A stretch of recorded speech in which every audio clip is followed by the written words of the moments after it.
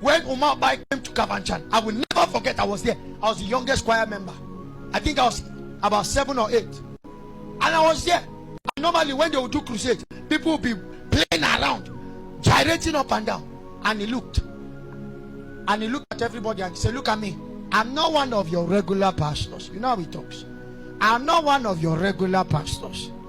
The last place I went to, some boys were smoking where I was holding a crusade, and I commanded a car to come and hit them where they were. And they heard me and said, 'Umar, you're a stupid man.' And he said, 'If you reach home today, my name is not Umar.'" Guess what happens? After they finished their whatever, the crusade was still holding. One wanted to cross the road. Somebody just lost brake. There was no sign of a car. The car came, crushed 3 of them, and they died. The remaining ones came back to the crusade and gave their lives to Jesus. Go and try and talk against Papa Umar. I've not seen anybody online that tried. You don't need to tell the story. I saw him live. If you were there, what are you telling me? A brother was in the crusade and said they did not give him chance to sing, so he's leaving.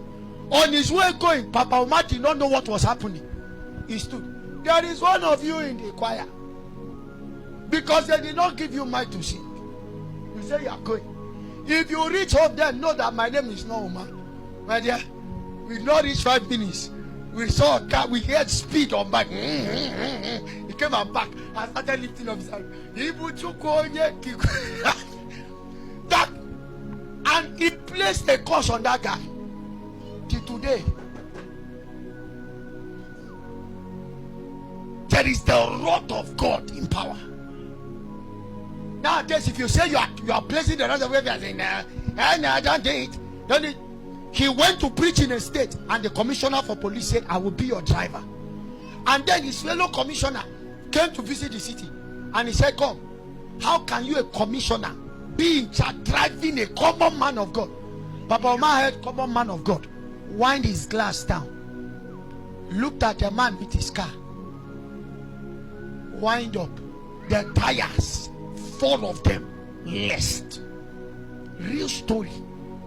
Wind down again, looked up to the clouds, wind down, wind up.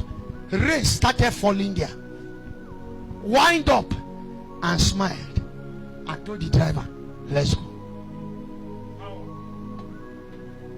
Some of you heard the part where some group of pastors planned that he was disturbing them enough that they were going to kidnap him. So they did as they invited him for a program in Aba. And when he came for that program, guess what happened? They took him by the side. He arrived the venue and discovered it was an empty hall. Some men came out of the shadows. And what did they say to him? They said, "Papa Umar," they say, "Umar, you are stupid. You have told us that you are the most powerful man here. We will see who will save you." They bring out a gun that they were going to shoot him. They brought out gun, they brought out machete, and they brought out acid. You heard the story. They laid out, his wife was there, so it's not as if he alone was there. Laid it out. They said, "Choose how you will die: gun, machete, or acid." He now said, "Yes." He said, "If you shoot me with gun, the bullet will bounce on me and kill you. If you use cutlass on me, as you are hitting me, is one of your head you are cutting.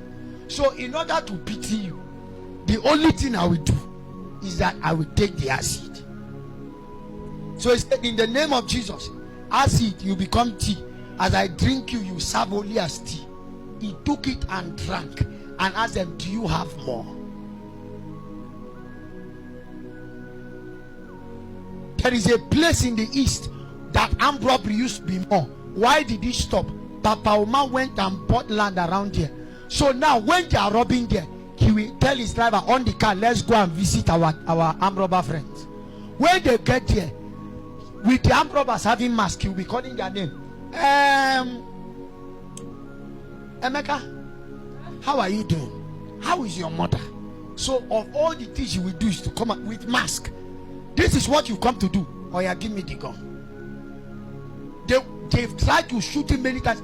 They will kneel down. that was how the only way they could do was to stop robbing there.